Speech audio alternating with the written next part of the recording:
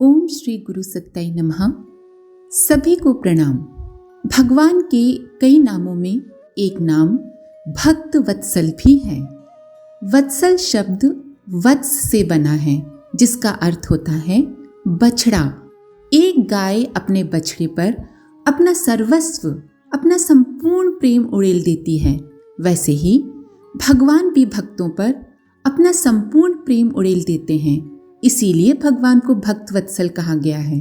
जैसे एक गाय अपने बछड़े का हमेशा ख्याल रखती है, उसे देखते ही उसे दूध पिलाने को रंभाने लगती है, उसे देखकर हर्षित और आह्लादित होती है और उसे प्रेम से चाटने लगती है।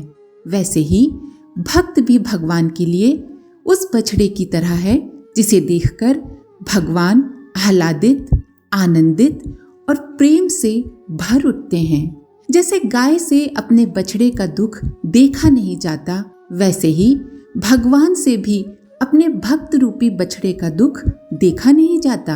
एक गाय अपने बछड़े को संकट में देखकर व्याकुल हो उठती है, वैसे ही भगवान भी अपने बछड़े को, अपने भक्त को संकट में देखकर व्याकुल हो उठते हैं और उसे संकटों से बाहर निकालने को तत्पर हो उठते हैं। भगवान भक्त वत्सल हैं। इसका तात्पर्य यही है कि भगवान के लिए भक्त उस बछड़े के समान है, जिससे वे सर्वाधिक प्रेम करते हैं। जैसे बछड़े को देखते ही गाय को प्रेम उमड़ आता है और वो बछड़े को चाट चाट कर उसकी गंदगी साफ कर देती है, वैसे ही भक्त रूपी बछड़े को देखकर उसके प्रति भगवान का प्रेम उमड़ आता है और वे भी अपने प्रेम से अपने भक्तों के जन्म जन्मांतरों की कर्म संस्कार रूपी गंदगी को साफ कर देते हैं। भगवान का भक्त के प्रति इस रूप में प्रेम ही वात्सल्य कहलाता है। जब श्री नरसिंह रूप में अवतार लेकर भगवान ने हिरण्यकश्यपु का वध किया, तब भगवान के उस रूप को देखकर, उनके क्रोध को देखकर सभी भयभीत हो गए। हिरण्यकश्यपु ने अपने पुत्र प्रहलाद को हरि भक्त होने के कारण ही तरह तरह की यातनाएं दी थीं और उसको जान से मारने के कई प्रयास किए थे, पर हर बार हरि भक्त प्रहलाद की प्राण रक्षा स्वयं श्री हरि विष्णु करते रहे। अंत में उन्होंने क्रोधित होकर हिरण्यकश्यपु का वध किया, पर उसका वध कर देने के बाद भी उनका क्रोध शांत नहीं हुआ। तब भगवान का क्रोध शांत हो, इसके लिए नारद जी ने भक्त प्रहलाद को श्री नरसिंह रूप भगवान के पास भेजा, ताकि अपने भक्त को देखकर भगवान का क्रोध शांत हो सके। प्रहलाद को देखकर क्रोध से भरे भगवान तुरंत शांत हो गए और प्रहलाद को अपनी गोद में लेकर उसे प्रेम से चाटने लगे।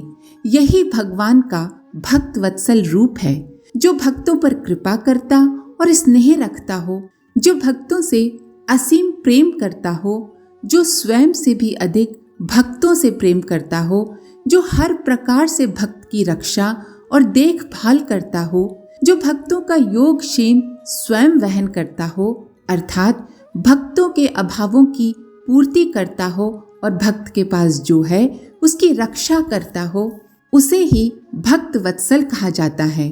वत्सल का अर्थ है जो वात्सल्य से परिपूर्ण हो। जिस प्रकार वत्सला अर्थात गाय अपने नवजात बछड़े वत्स के शरीर की सारी गंदगी चाट कर खा जाती है, उसे साफ कर देती है, उसी प्रकार भगवान अपने शरणागत भक्तों के पापों को भस्म कर देते हैं, उनके कर्म संस्कारों को भस्म कर देते हैं और उन्हें मुक्त कर देते हैं। उनके लिए मुक्ति, मोक्ष, ब्रह्म साक्षात्कार का मार्ग आसान कर देते हैं।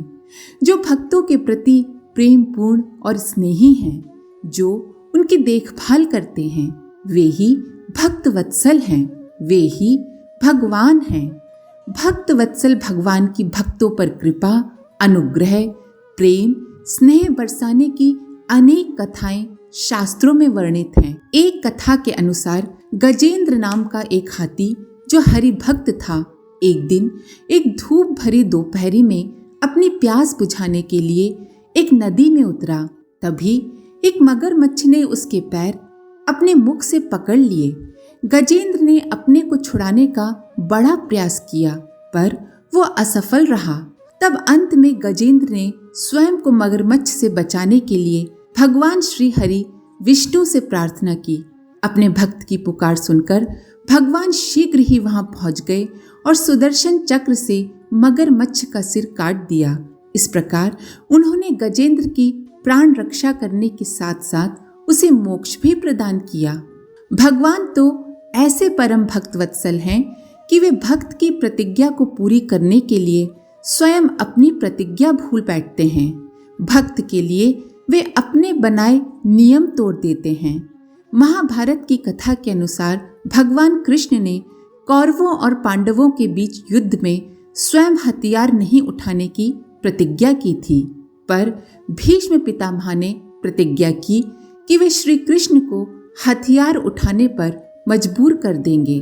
जब भीष्म पितामह ने अर्जुन के ऊपर बाणों की बौछार कर दी, तब अपने भक्त अर्जुन की प्राण रक्षा के लिए एक रथ का पहिया उठाकर भगवान कृष्ण भीष्म पितामह को मारने के लिए उनकी ओर दौड़ पड़े। इस प्रकार भगवान ने भीष्म पितामह व अर्जुन दोनों भक्तों की लाज बचाई और अपनी प्रतिज्ञा की जगह अपने भक्त की प्रतिज्ञा को अधिक महत्व दिया। भक्त वत्सल होने के कारण ही तो भगवान राम ने शबरी के झूठे बेर खाए। भगवान श्री कृष्ण ने दुर्योधन के राजभोग को ठुकराकर भक्त विदुर के घर केले के छिलके खाए। भक्त वत्सल भगवान ने तपस्यारत बालक ध्रुव को दर्शन देकर उसका आलिंगन किया और उसे परम पद प्रदान किया। भक्त वत्सल भगवान अपने भक्त राजा बलि का कल्याण करने को स्वयं उसके यहाँ 3 पग भूमि मांगने पहुंचे। भगवान ने भक्त मीराबाई को दिए गए विष को अमृत और सर्प को तुलसी की माला बना दिया। भगवान ने अपने भक्त नरसिंह मेहता का योगक्षेम वहन करने को उनका रूप धारण किया। सूरदास को गड्ढे से निकाला, कुबड़ी कुब्जा को ठीक किया, सदन कसाई का उद्धार किया, कर्मा बाई की निष्काम भक्ति से प्रसन्न हो उनकी खिचड़ी खाई, नामदेव, तुकाराम, एकनाथ, तुलसीदास, रैदास आदि भक्तों को दर्शन देकर तृप्त किया।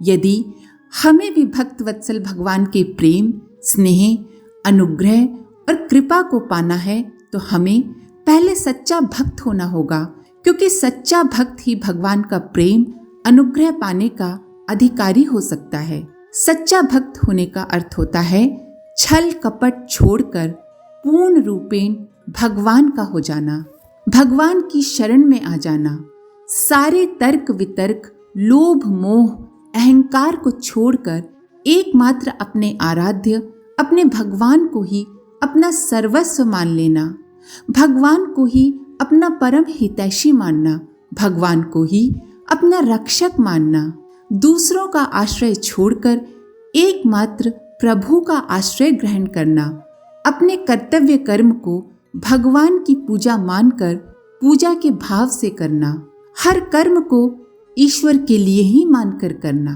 कर्म फल की चिंता न करके कर्म को निष्काम भाव से करना, कर्म करते हुए स्वयं को अकर्ता और भगवान को ही कर्ता मानना, स्वयं को प्रभु के हाथों का एक यंत्र मात्र मानकर कर्म करना, सदैव सच्चाई, ईमानदारी का पालन करना, ईमानदारी पूर्वक जीवकोपार्जन करना, भगवान सर्वत्र सर्वव्यापी, सर्वशक्तिशाली और सर्वज्ञ हैं ऐसा मानकर, ऐसा जानकर सर्वत्र प्रभु की उपस्थिति का आभास करना, हर दिन नित्य निरंतर प्रभु का ध्यान करना, भजन करना, स्वाध्याय करना, संपूर्ण विश्व ब्रह्मांड को, जड़ को, चेतन को, मनुष्य को, पशु पक्षी को, जीव को, जानवर को, पेड़ को, पौधे को, सबको भगवान की ही भौतिक अभिव्यक्ति जानकर तदनुरूप उनका कल्याण का भाव मन में रखना, जीव सेवा करना, बुरे कर्मों से हमेशा दूर रहना, यही सब सच्चे भक्त होने के लक्षण हैं और ऐसे भक्तों के लिए ही भगवान भक्त वत्सल हैं।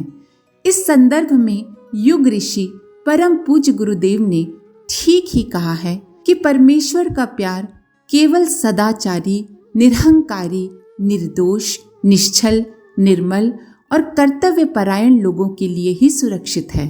भगवान अपने भक्त की कैसी लाज रखते हैं, कैसे कृपा करते हैं, इसी के बारे में एक बहुत प्यारी कथा है। एक घटनाक्रम के अनुसार एक दिन संत एकनाथ के घर उनके पिता का श्राद्ध कर्म संपन्न होने को था। श्राद्ध कर्म को लेकर पूरी तैयारी की गई थी। विविध प्रकार के सुस्वादु स्वादिष्ट व्यंजन बनाए गए थे। गांव के सभी ब्राह्मणों को भोजन हेतु आमंत्रित किया गया था और संत एकनाथ आमंत्रित ब्राह्मणों की प्रतीक्षा में अपने दरवाजे पर खड़े थे। उसी समय 4-5 महार उनके दरवाजे के बगल से गुजर रहे थे। उन्हें एकनाथ जी के घर से सुस्वादु व्यंजनों की गंध लगी। गंध पाकर वे लोग आपस में कहने लगे, अरे कितनी अच्छी खुशबू है। गंध ऐसी है कि भूख ना हो फिर भी भूख लग जाए। श्राद्ध को लेकर कितने अच्छे अच्छे व्यंजन बने होंगे, पर ऐसे सुस्वादु व्यंजन भला हम गरीबों के भाग्य में कहाँ। हम गरीबों को तो सुस्वादु व्यंजनों की गंध भी मिल जाए तो बड़ी बात है। इससे ज्यादा हम लोगों को भला और क्या मिल सकता है। अपने द्वार पर खड़े संत एकनाथ ने ये सारी बातें सुनी। उन लोगों की बातें सुनकर संत की आंखें भर आईं। उनके हृदय में दया व करुणा के दिव्य भाव उमड़ आए। वे तो संपूर्ण जगत को समदृष्टि से देखते थे। उनके लिए मनुष्य और मनुष्य में भेद नहीं था। वे तो यही जानते और अनुभव करते थे कि सब में भगवान का वास है, सब भगवान के हैं और भगवान सब में हैं। वे ये जानते, मानते और अनुभव करते थे कि जितने भी शरीर हैं, चाहे वो मनुष्य का हो, चाहे वो किसी जीव जंतु का हो, चाहे वो किसी जानवर का हो, वे सब हरि मंदिर हैं, क्योंकि सब में वही सच्चिदानंद परब्रह्म श्री हरि विराज रहे हैं।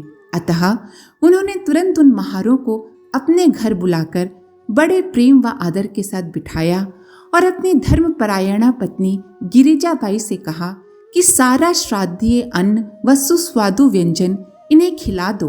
भला धर्मपरायणा गिरिजाबाई भी इस कार्य में देर कहाँ करने वाली थी। वे तुरंत ही भोजन परसने की तैयारी में जुट गईं। बल्कि सहृदय गिरिजाबाई तो ये भी कहने लगी कि घर में बहुत अन्न है, इसीलिए इन सबके बाल बच्चों और स्त्रियों को भी बुलाइए और सबको परोस कर खिलाया जाए।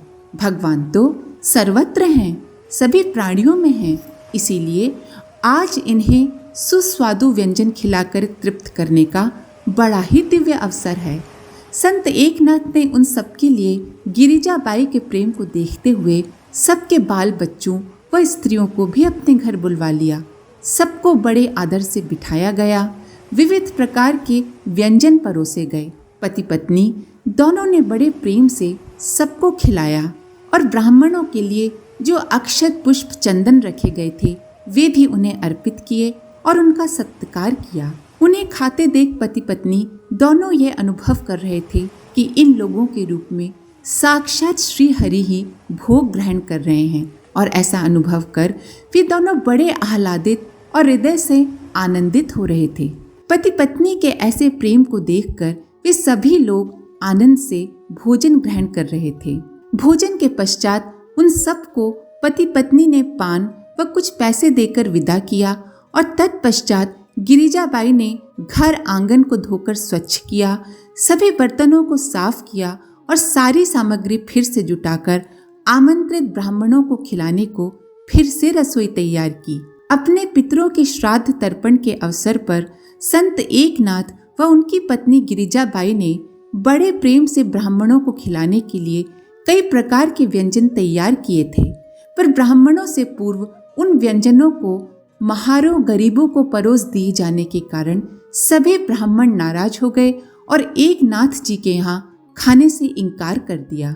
ब्राह्मणों द्वारा भोजन नहीं किए जाने पर पितरों के लिए आयोजित श्राद्ध तर्पण पूर्ण कैसे होगा, ये सोचकर संत एकनाथ व उनकी पत्नी गिरिजाबाई बहुत चिंतित हुए। उन्होंने ब्राह्मणों को मनाने का भरसक प्रयास किया, पर ब्राह्मण कतई तैयार ना हुए। ब्राह्मणों के लिए बना व्यंजन भिखमंगों को खिलाना ये ब्राह्मणों का घोर अपमान है, और हमारे लिए भोजन उनके खाने के बाद बनाया गया। हम क्या जूठन खाएंगे? पहले वे खाएं और बाद में हम ऐसा अपमान बर्दाश्त नहीं कर सकते। लगभग सभी ब्राह्मणों की ऐसी ही राय बनी हुई थी। ये स्थिति संत एकनाथ के लिए धर्म संकट की स्थिति थी। वे सोचने लगे, अब क्या करें? सभी ब्राह्मणों ने सामूहिक रूप से निर्णय लिया कि एकनाथ जी के यहाँ श्राद्ध कर्म में कोई नहीं जाएगा, भोजन करने कोई नहीं जाएगा, ताकि इनके पितर नरक में पड़े रहें। जब एकनाथ समझ गए कि उनके घर ब्राह्मण भोजन ग्रहण नहीं करेंगे, तब उन्होंने बड़े ही भक्ति भाव से अपने आराध्य देव, अपने भगवान का स्मरण किया और उनसे श्राद्ध कर्म पूर्ण करने की प्रार्थना की।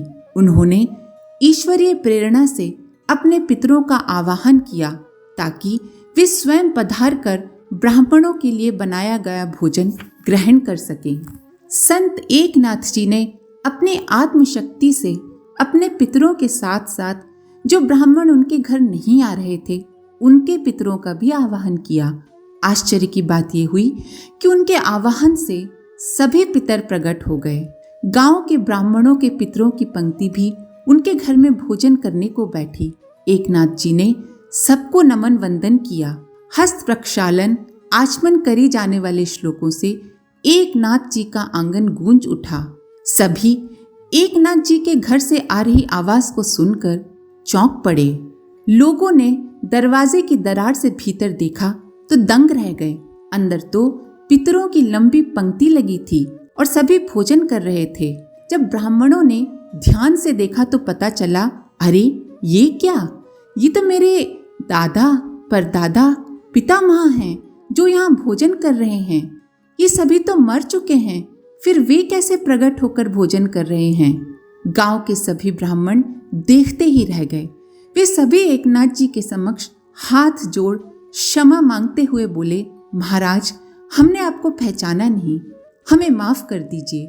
सहृदय एकनाथ जी ने सबको सहर्ष माफ कर दिया।